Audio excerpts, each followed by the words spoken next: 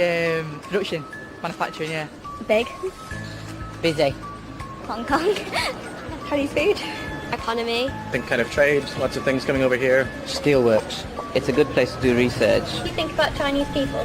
Oh, I think they're very nice, very polite, and if you get on the buses they stand up and give you a seat, and they're all very, very polite. They're quite welcoming to foreigners coming to their country. There's so many of them. I just treat them as anyone else, really. I really like them. They're easy to get along with and they're always really friendly. We wanted to understand what people in the UK think about China, so we asked a selection of business leaders, academics and students about their experiences in the country. Their answers were not always what you might expect. Before I went to China, I hadn't really learnt much about it in school, or the only thing I'd really seen is the Beijing Olympics and anything that came up in international news, so I was almost a little bit ignorant of China before I went. My earliest impressions of China were through studying philosophy, and we touched, basically, occasionally we touched on Chinese philosophy, and I found that absolutely fascinating and very deep, and really at that point I made a decision that if I ever had a chance to go to China or work with Chinese people, I would take it.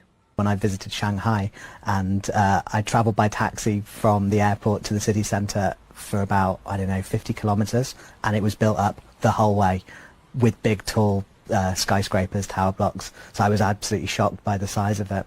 I had this image of China as being one enormous city, so I had this vision of just huge numbers of people everywhere, and of course in the big cities it's a little bit like that as I imagined it, but once you're away from the city, and we visited research field sites, it's not like that at all. One misconception that people have is that Chinese people are like this monoculture and they're all the same, and that's not true because China is a big country, but lots of different areas have different kinds of food, different kind of culture, and it's a very diverse country. There are just so many different areas you can go to. There's deserts, there's cities that are completely covered in snow during the winter with frozen rivers, there's almost subtropical regions down in the south. There's something for everyone. The thing I love most about China is how curious and how welcoming they are. They're really interested in you and your country and explain them what you do out there, and at the same time they're willing to share their culture. In terms of making friends in China, I made a lot, whether it be at the park, at the university campuses, or just walking around and also in coffee shops. It's very easy to make Chinese friends, and they're always wanting to practice their English with you, and obviously it gives me a great opportunity to practice my Chinese with them. I found them so warm and hospitable, they're very, very warm and welcoming people. Some of my best friends are Chinese, live in Beijing, and one of the things I really enjoy with my friends is the time they take over the relationships. It's really important. People allow each other to talk, but I find the depth that they bring to the relationships very different to the different sort of depth over here. It's hard to explain, but there is quite a cultural difference in friendships. Interactions with Chinese friends are different from English friends or Western friends. Chinese friends won't go out to the pub to drink alcohol if they don't have food with it.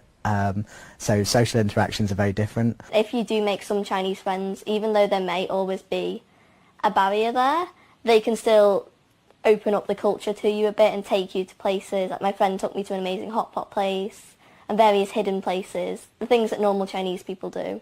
Actually, the key to making and keeping friends in China is social media, especially WeChat.